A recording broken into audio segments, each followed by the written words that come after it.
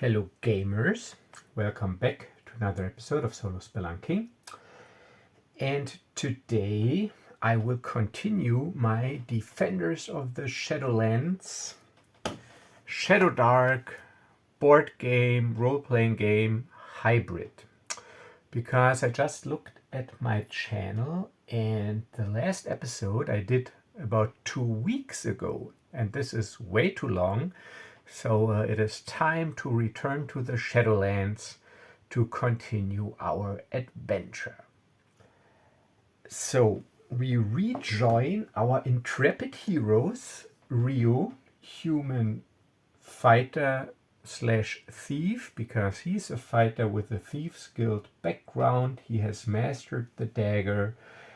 And because he was lucky looting the bodies of slain cultists of Shun the Vile, he now wears a +1 chainmail armor. However, this one is cursed, so he can't ride any mounts. Creatures are spooked by him when he wears this armor, but so far we haven't had a chance to find this out because we don't have any mounts. And he is also level 2, and I got lucky rolling my hit points. I think I even did this on camera last session. So he's got actually 18 hit points and an AC of 17. So I think we are pretty tough. So let's see if that is true. And the other intrepid hero is Elenora. She is an elf ranger. Her class is also the fighter class. But she's got the ranger background. She has mastered the longbow as her weapon mastery weapon. And because of her ancestry ability far-seeing, she gets +1 to ranged attacks. So she is my ranger, scout, archer type. And she's also pretty tough. She's got 17 hit points and an AC of 15, which is normal standard leather armor, and her +4 dexterity modifier because she's got a dexterity of 18. And according to my notes, we are in Kamaron. We have just leveled up. We are fully rested and cured, and we are going to start a new round in Kamaron. And looking at my quest log, I see that we do have 2 quests. And remember, we can have a maximum of 3 quests at a time. We have a delivery quest to the city of Noldeck up there, where we have to, I don't know, was it an item or something? Let me check what we actually have to deliver. It was quest number 3. A delicate item. Yeah, so we are hired by a patron, and they need a trustworthy group of adventurers, that is of course us, who can deliver a delicate item to a relative in another town, and we will get 150 gold pieces for that. And we have to reach the town of Noldeck, which is not as simple as going to Kalmar, because we do have to cross either the swamps or the hills or the woods. And those are all danger level 3 environments and also difficult terrain. So the other quest we have is up here where this marker is. It is a bounty quest, a bounty issued by the city guard of Kamaron to hunt down and kill a Reaver, a vicious black knight who is terrorizing the farmsteads and the countryside. So I figure we could make our way to Noldeck and then continue on to the quest hex to fight and hopefully kill this Reaver. So this is where we start, and we start the first round with the movement phase, which is optional. And remember, so 1 round represents 1 day in this world and consists of the movement phase, the action phase, the encounter phase, and the resting phase. Okay, so and during the movement phase we can move a total of 4 squares, and difficult terrain costs 2 squares to move into, and plains They cost 1 movement point, so we gain 4 movement points, and if we all have a horse, we would gain 6 movement points instead. But we don't have one yet. Okay, so I will not linger any longer in town. So we each got 3 rations. We got some torches, which we don't need in the wilderness, because there you can always build a campfire by gathering firewood.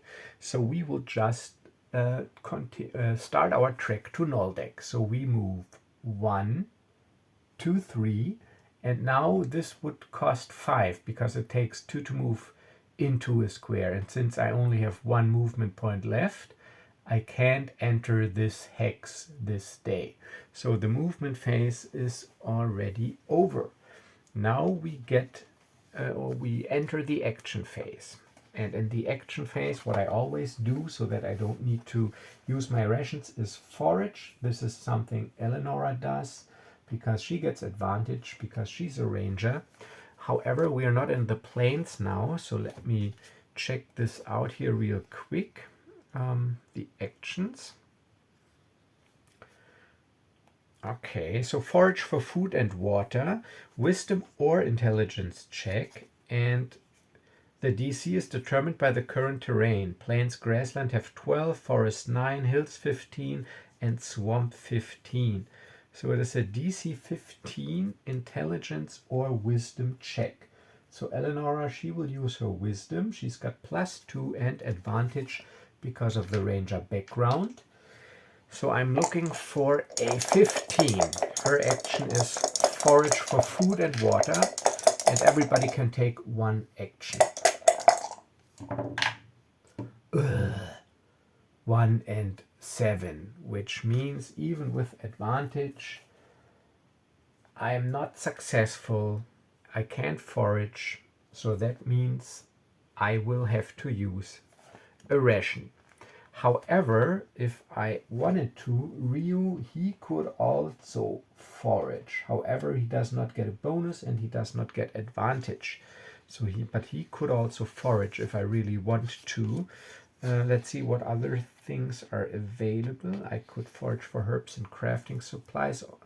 Also, what's always good is reconnaissance, which is what I usually do. I can try to lift morale. You know what? Reo, he will do a reconnaissance action. So he must succeed at 2 checks, dexterity and wisdom, both DC 15, and if both are successful, I can roll twice during this encounter phase and choose the result. And for my dexterity check, I get advantage because of my Thieves Guild background, and for my wisdom check, I don't. So dexterity first, with advantage. Yes, 14 plus 3, so dexterity successful, now wisdom, however without advantage and without a bonus, so I need a 15. No. Okay, so my reconnaissance is not successful, meaning I can't roll twice for an encounter, and I also do not get to forage. So now we enter the encounter phase, and this time I think it's the first time since I'm playing this that I'm in a different terrain than, I'm playing this on camera first time, than in the plains. So let's take a look at the encounters in the swamps. And they should also be here. They should also be more dangerous. So here it says a sinister swamp ready to swallow some adventurers. So let's see what the swamp has in store for us. And we can't roll twice. Oh, I forgot to set my timer here. 19. Okay. So let's take a look at 19. 19 in the swamp. Oh, okay. You come across the ruins of a sunken city. It is overrun by undead due to a rift to the shadow plane caused by a failed ritual. Face a fight against danger level +2 skeletons. The skeletons have advantage on their attack rolls due to the dark powers. Now we see how tough I really am. After the fight, you may attempt to close the rift with a DC 10 plus danger level intelligence check. On a success, every party member gains danger level +4 XP. Alright, so and now I put something in here because you don't have to move. So here it reads, if you didn't move, you disregard the part about the sunken city and the rift and just fight normal skeletons without them having advantage. Since in this case there is no rift to close, you also don't get XP. And this part is in there because it doesn't make sense if you don't move, if you stay in one hex, that suddenly ruins of a sunken city pop out of the air and appear. So this simulates basically you're moving, and while you're moving you discover them, but you also resolve an encounter if you stay, so therefore you would disregard this part of the encounter. Yeah, okay. So, and what I also, in some encounters it also states you can mark this on the map, it is a permanent location. I could do this, but I mean, I either clear out the skeletons or I die, so it doesn't really matter. And the danger level is 3, and I have to fight danger level +2 skeletons. So it is 5 skeletons, and they also get advantage on their attack rolls because of the dark powers. Damn, you know what? Get me a second, because this is probably interesting. I will get my big book of battle maps out and set up a nice battle here. So I'm back in a second, and you know I don't do any editing, so you can just fast forward until I'm back. Just a second.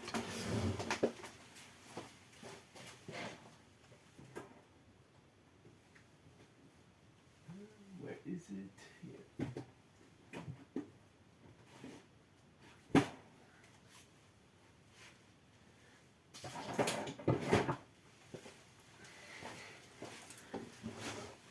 Alright, it didn't even take me that long. Here we got the big book of battle mats. So let's find a suitable rune. Oh, this looks great. 1314. 1314. Okay, so these Shadowlands, they have to move up here. We don't need them at the moment.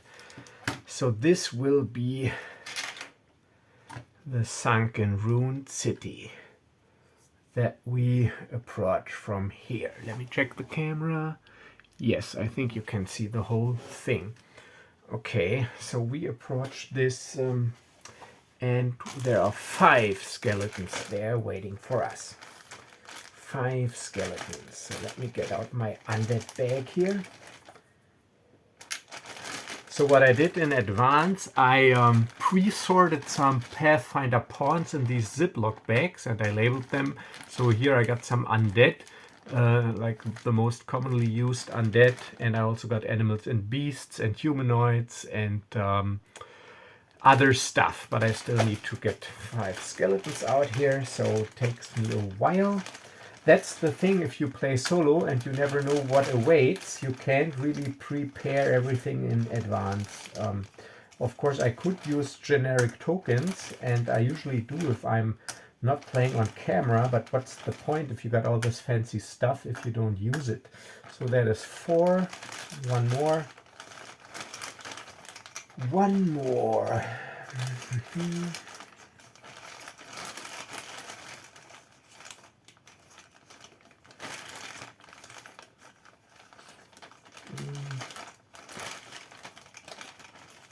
Come on, where's the last one here?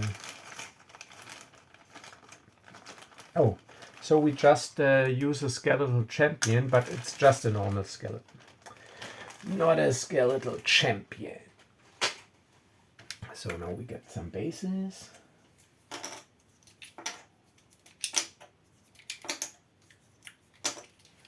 Alright, 5 skeletons, and they are wandering about. Ooh.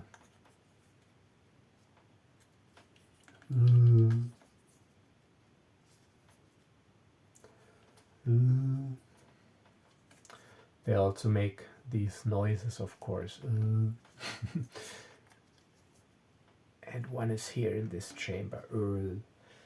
Okay, so let me put down their stats real quick. Skeletons.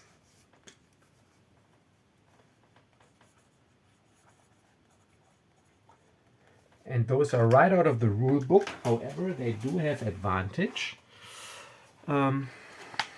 So skeletons. So what I also like to do, I use little old D&D 4th power cards or gaming cards to insert them into important sections of the book so that the flipping is easier. So this is the monster section. Skeletons.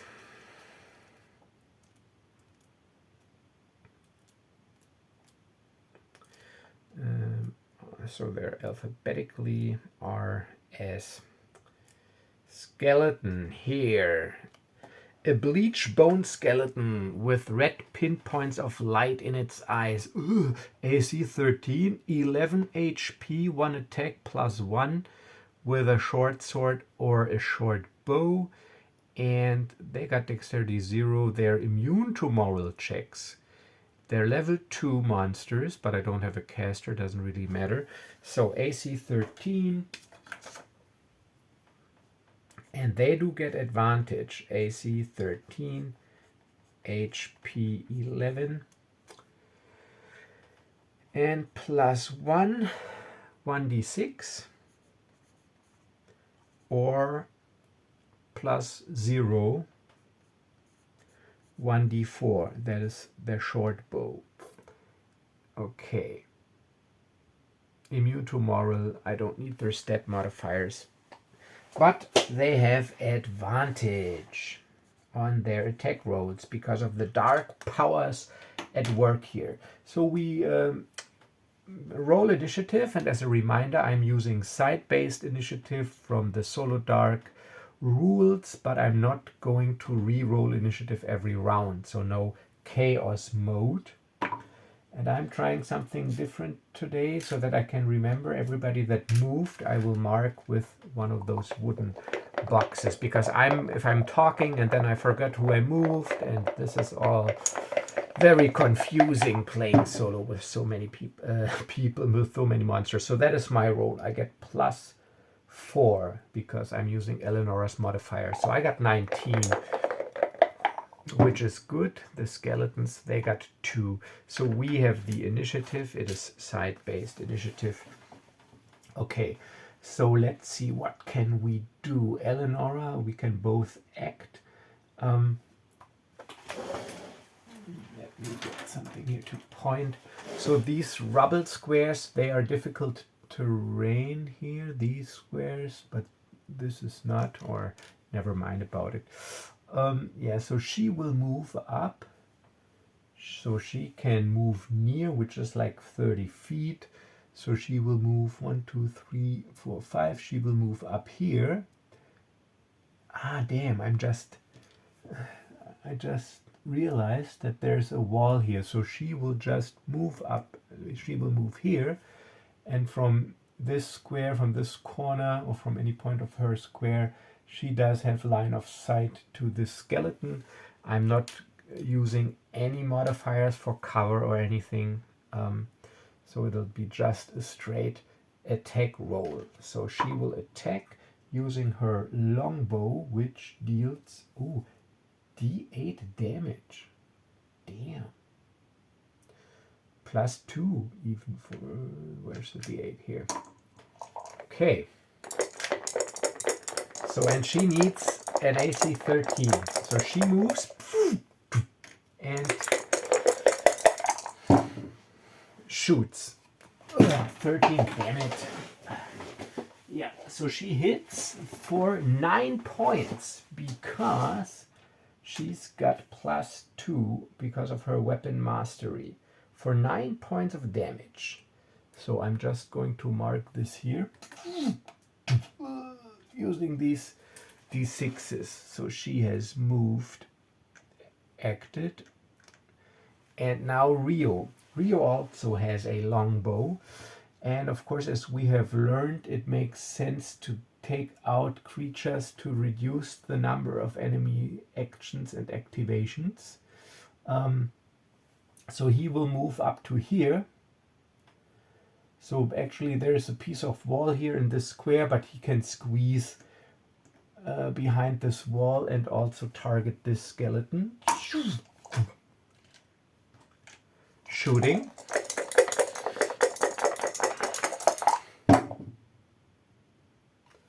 $11, yes, because he also attacks, even though he does not have it mastered. He gets +1 melee and ranged attacks because of his talent roll, and he's got dexterity 3, so he attacks +4, but he only deals 1d8, no bonus, 5 damage. But since he already's got 9 points from 11, we both, in a combined effort, take out this skeleton. However, now it is the skeleton's turn. They're not really intelligent, they're undead, so they will just move and attack. So this skeleton, he will move 1, 2, 3, 4, 5. He will move, he can move 6. He will move up to here, and he will attack Reo. And remember, he's got advantage. And he deals 1d6 points of damage, but Reo, he's got an AC of 17, and he only attacks +1, but with advantage. Lucky me, 15 + 1 is 16, however it would have only been 1 point of damage. So this skeleton has acted, and he was raising his longsword, his rusty longsword. No, it's a short sword because 1d6, but I easily parry the blow. Okay, so this skeleton, he will move down here. 1, 2, 3, 4, 5, 6, 30 feet, and then he will move again. 1, 2, 3, 4, 5, 6.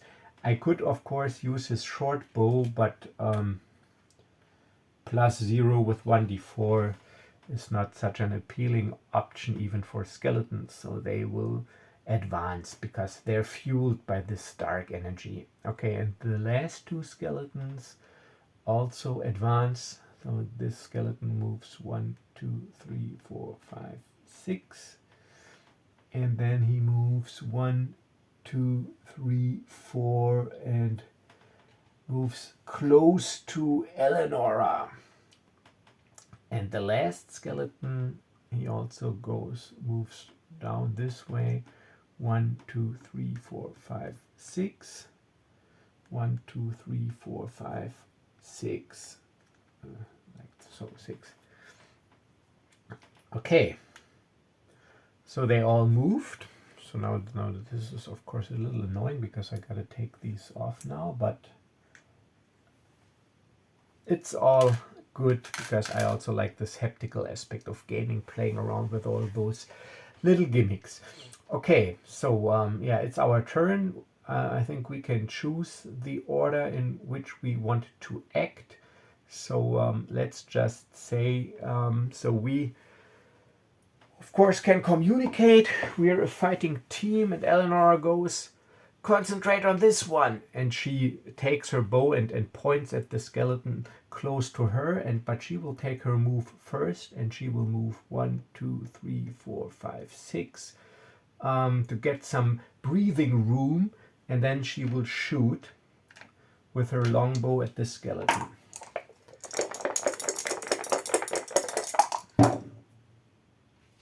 Oh, look at this critical hit.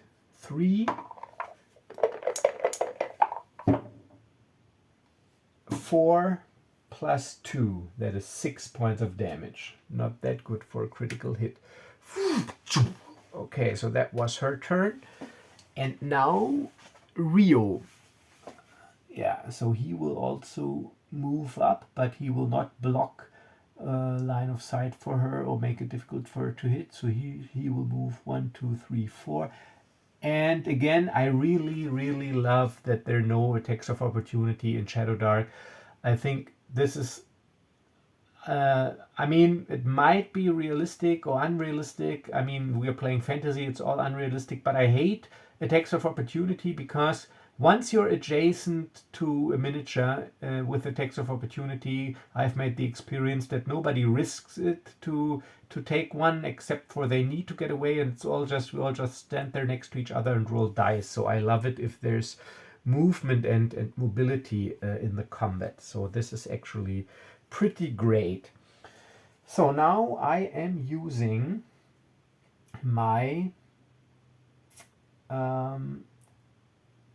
my dagger +6, my silver dagger even 1d4 +2. So my silvered dagger that I have mastered +6. Yes, that's a hit for 3 points. I rolled a 1. 3 points. So he's at 9 damage. 9 out of 11. Okay. That was our side. Now the skeletons. Ooh. Since this skeleton is already next to me, he will retaliate. And he has got advantage because of the dark powers. Raising its rusty longsword. But that's not enough. 9 + 1, that is not enough. So he will not move. He is happy where he's at. So that skeleton acted. Now let's make it interesting for Elenora. She will be attacked by 2 skeletons. This skeleton first. 1, 2, 3. Ooh, he approaches and attacks. Elenora only has AC 15 with advantage.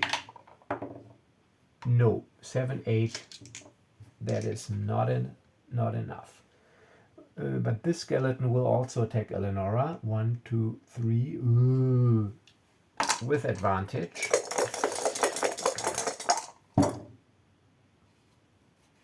Ooh, with advantage. Yes, 13 out of from 15. No, so also no success. 1 skeleton left. The last skeleton, and it will attack Reo. It moves up here and uses a sword.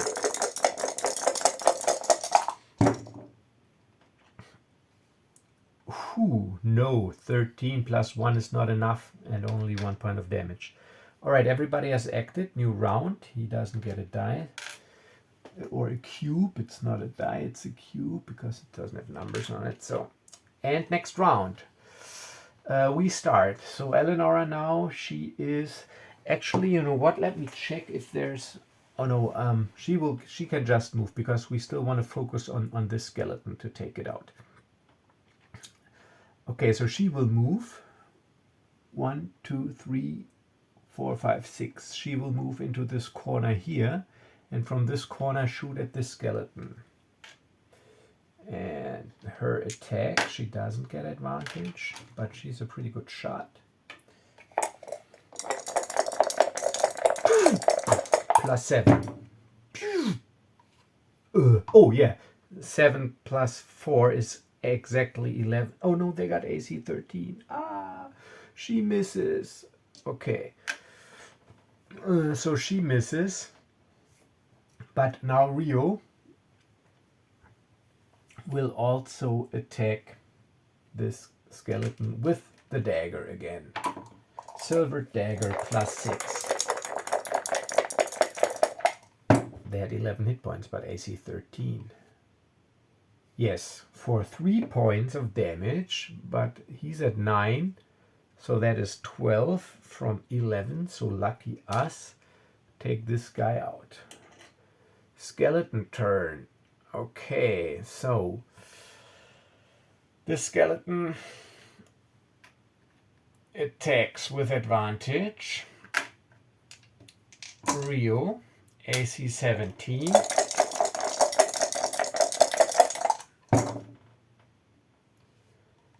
+15 +1, so lucky me, no hit. This skeleton moves up and attacks Elenora with advantage.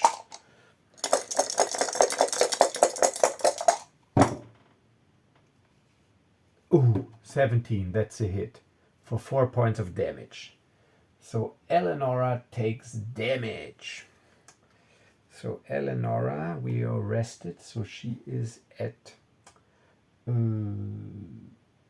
she's got 17 hit points, now she's down to 13. So Elenora HP 13. Okay, and now this skeleton also moving up. 1, 2, 3, 4. Ooh. And also attacking with advantage. Elenora.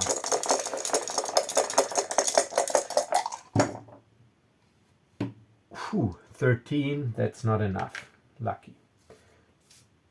Okay, next round. Remove the cubes. Next round, it's our turn.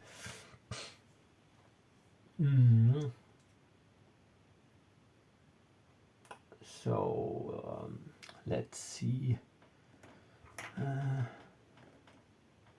You can't move through enemies, but yeah, Elenora, she moves up, so she can move along this wall here. She moves 1, 2, 3, 4, 5 into here, and then attacks this skeleton. So we now focus on this skeleton. Where's the D8 here?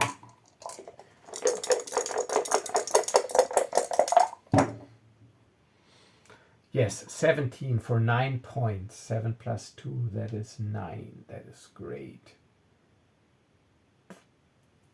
9 points of damage. And now Reo trying to finish him off. Dagger.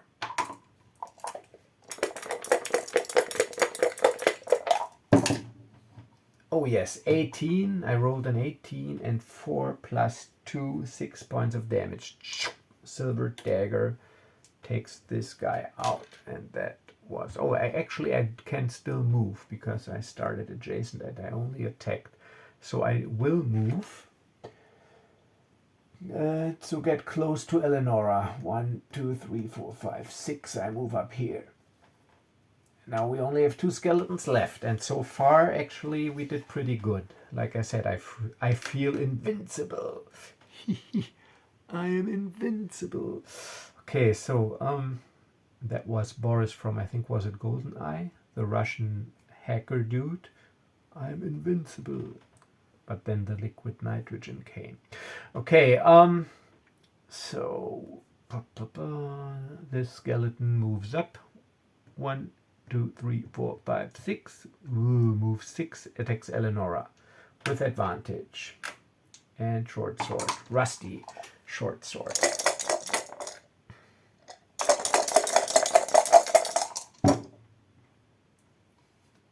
Oh no, it's a 15, and that is her AC. That is enough, and that is 5 points of damage. So Elenora goes down to 8 HP. So she suffers a gashing wound by the skeleton. And now the other skeleton, 1, 2, 3, 4, 5, 6, also moves up and attacks Elenora again. But unless it scores a critical hit, she will not go down. Doesn't even hit. 9 plus 1. That is not enough. Okay, next round. Everybody has acted. We go first. Our side. So we focus on this dude. Let's see, you can move through allies, but not through enemies, at least by my rules. So she will move up 1, 2, 3, and actually I gotta check if you attack at disadvantage ranged in melee. I think you do, but I don't need to check because I almost always can move.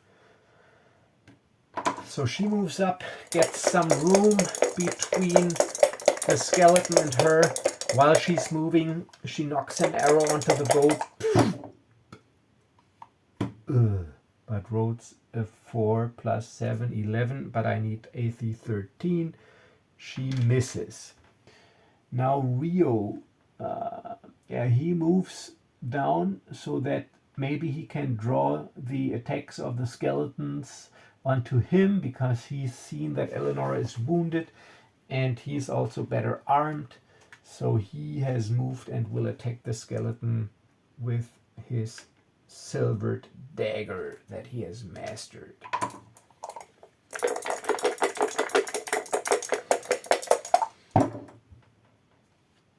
Nine plus 6, that is enough, and maximum damage 6 points. The maximum he could do with his dagger. Okay, now the skeletons. Yeah, so there. See, this is like this metagaming thing. If I would like, if this would be like, of course, a tactical game, I would of course focus all my attacks on her to get her down. But I will roll for it. 1, 2, 3. The skeleton moves towards Elenora because they're not that intelligent and they're driven by this dark force and they've already hurt her. So 1, 2, 3. He will move towards Elenora. Yes, he will. So he does not attack me. As a matter of fact, he moves 1, 2, 3, 4 up here. And no attacks of opportunity goes both ways. So he attacks with the short sword and advantage. Elenora.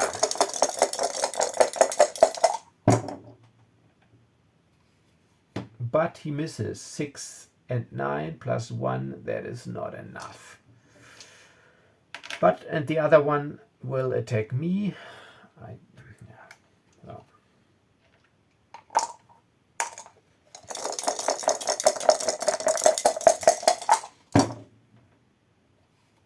Oh, 17. That is a hit for 4 points of damage. So Reo goes to 14 hit points from 18.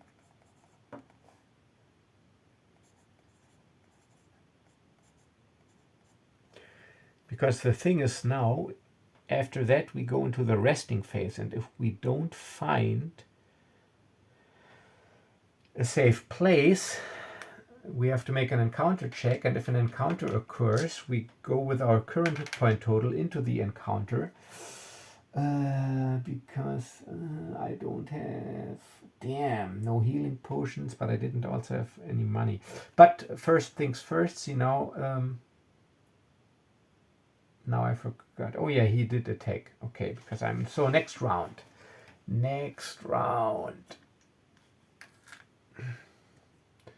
Okay, so Elenora goes first.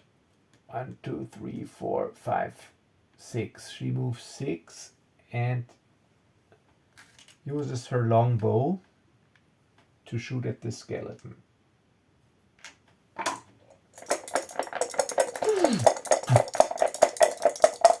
Plus 7. 9, yes, that is a hit for 7 points. So 6 plus 7, that is 13. And 11, so this guy is down. Reo. Only one opponent left. Using his silver dagger. Plus 6.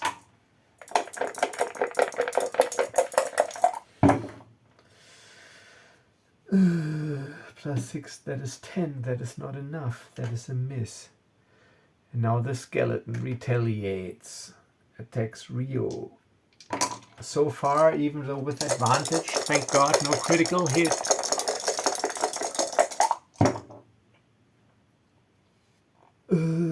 But 18, it hits for 2 points of damage.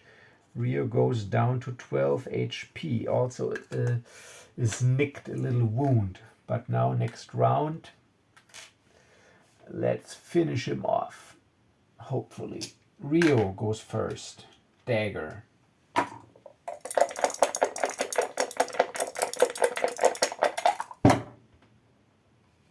13 plus, yeah, that's a hit for 5 points of damage. 3 plus 2, 5 points of damage. And now I'm going to move 1, 2, 3, 4, 5, 6. I move down here to get out of the way. And now it is Elenora's turn. She moves 1 up to get a better shot and shoots her longbow, hopefully finishing him off.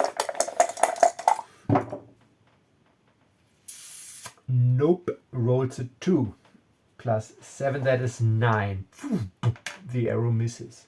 Alright, so this guy, 1, 2, 3, 4.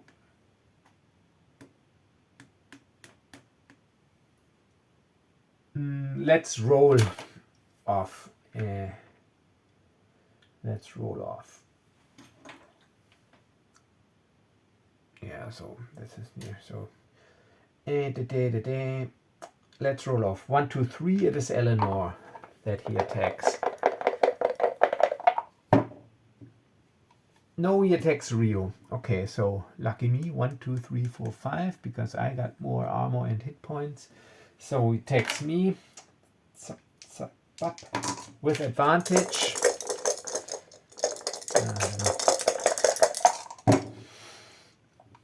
Oh no, he hits 18 for another 3, so I'm also in the single digits, 9 HP. Okay, next round. Come on, Reo, dagger. But this gives a lot of XP, because I'm also using the hunter mode, but of course I don't hit. 3 plus 6, that is 9. That is not enough. AC 13. So let's move a little, just because I can. 1, 2, 3, 4, 5, 6 down here.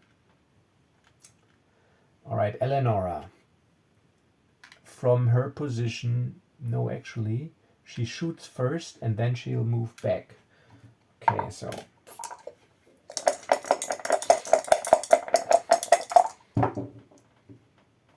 15, that's a hit, but only 4 points of damage, so he's at 9. Still, and now she moves. 1, 2, 3, 4, 5, 6. 1, 2, 3, 4, 5, 6. Yeah, 6 squares. Because this is also a board game, we can't leave the map. But we don't have to. Now the skeleton. So he can't reach her. 1, 2, 3, 4, 5, 6. But 1, 2, 3, 4, 5, 6. He can reach, of course, Reo, and he will. Or it. Advantage. Short sword. Ugh. Come on, Reo, defend. Ah, look at this 1 and 2. Terrible roll. So he almost loses the grip on his short sword, but only almost, or it. Now next round, Reo goes first. Come on, Reo, you can do it. Finish him off. Finish him off. Dagger. So quick as a cat.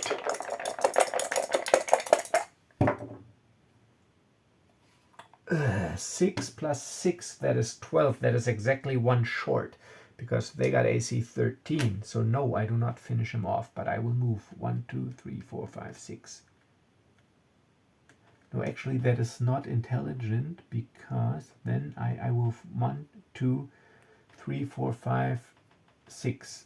1, 2, 3, 4, 5, 6. Because if he chases me, Elenora does not have line of sight because of this wall, but there's a, you can pass through here. So that was me. Elenora, from where she's at, she will move a little forward. 1, 2, 3, 4, 5, 6 to get a better shot. And shoot. Longbow. Yes, 12 for 6. That is enough.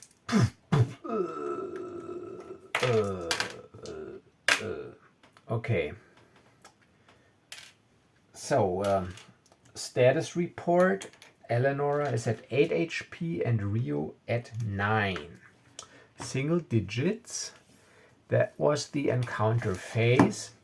So let's read now. So we defeated the skeletons, so now we can close the rift. So first of all, it's 5 skeletons, and they all are level 2, so they're all worth 1 XP by my hunter mode rules. Not my hunter mode rules, the official Shadowdark hunter mode rules that are in effect. So I got 5 XP into the pool, but let's look at the discounter description. After the fight, yes, the fight is over, you may attempt to close the rift. Of course, we will attempt that. With a DC 10 plus danger level. Danger level is 3, so a DC 13 intelligence check. And intelligence, nobody has a bonus. Okay, and nobody has a fitting background. Alright, on a success, every party member gains DL plus 4 XP. Danger level 3 plus 4, 7 XP. And here it states every party member, so we each get 7 XP. Okay, so now let's see, DC 13 intelligence. Because Elenora is a ranger and an elf, she will attempt the check. I think she's more versed in these things, but also not with advantage, no bonus. So I need a 13.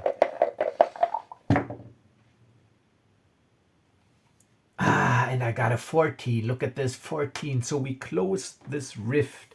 So Elenora, she figures it out, and we close the rift, and now we each get 7 XP. Yoo-hoo! Okay, so in my log, 7 XP, pool X, so individual XP, Reo is at 8, and Elenora is also at 8, and pool XP are 5 for those 5 skeletons. I always divide them up if it's an even number. But now the question remains, let's see, do they have treasure? And I think I roll for it, 50% chance. Just taking a look here at the types of enemies, but I think those are undead, not beasts. So let me... XP and treasure. Enemies only have a 50% chance of carrying treasure. Check after every encounter with humanoid monsters, undead or non-beast, non-animal creatures. If an encounter results in treasure being found, generate a treasure using the table starting on page 270 in the Shadowdark RPG, using the table matching the level of your defeated opponent. Okay, so these were level 2 opponents, but let's see first if they have treasure. You know what, actually I should roll for every skeleton. So there were 5 skeletons, so I'm rolling 5d6, and on a 4, 5, 6 there is treasure to be found. Oh, almost all of them have treasure, except one. So now, but the thing is, you also need room to haul all that stuff. So Reo's got 16 slots, he has used 13, and Elenora, she's got 15 slots thanks to the hauler thingy, but she has already used 13. 270 in the Shadowdark rulebook.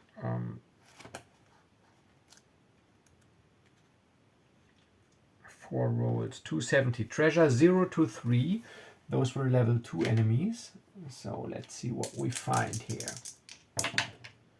33, that would be a simple, well-made bastard sword worth 10 gold pieces. I make a quick note, I'm not sure yet. Let me determine first what is available, and then I'll see what I take, or if I take anything. Anything at all. So a bastard sword. 10. And what else? 12 is a dull dagger, 1 gold piece. Dull dagger.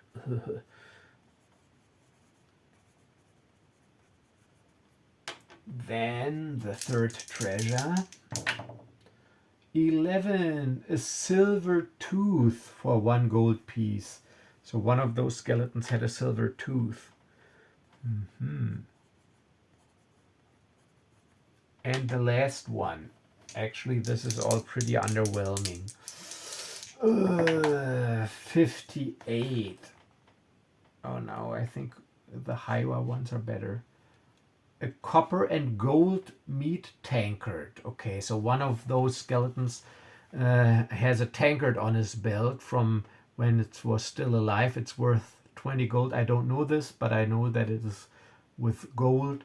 So I'm only taking the tankard, the copper and gold meat tankard, worth 20 gold.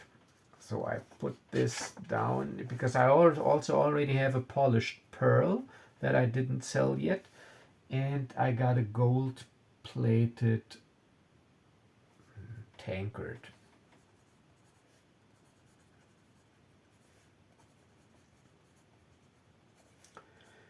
$20 gold pieces. And let's see, the polished pearl I ruled is free to carry, you know what, this tankard also, because you can just attach it to your belt. Don't want to be too picky about it. All right, that was the encounter phase. Now the interesting part, the resting phase, because now we are wounded and we are in a more dangerous terrain. So let's look up the rules again. The resting phase.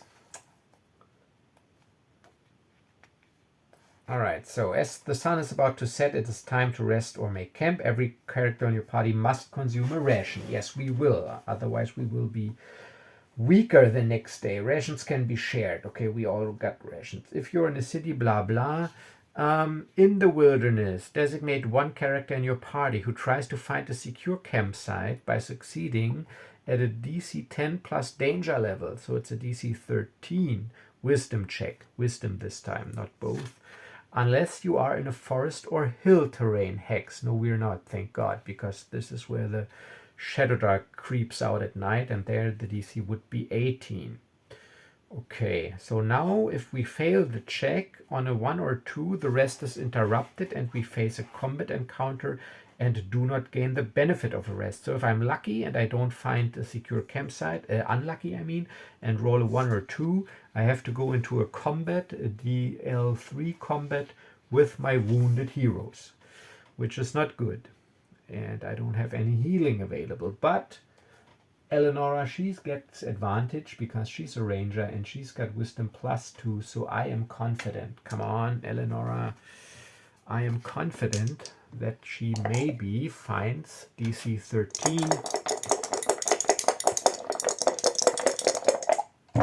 Come on, Elenora. No, it's a 10 plus 2 is 12. It would have been enough for the plains because they're danger level 1, but it's not enough for the swamp.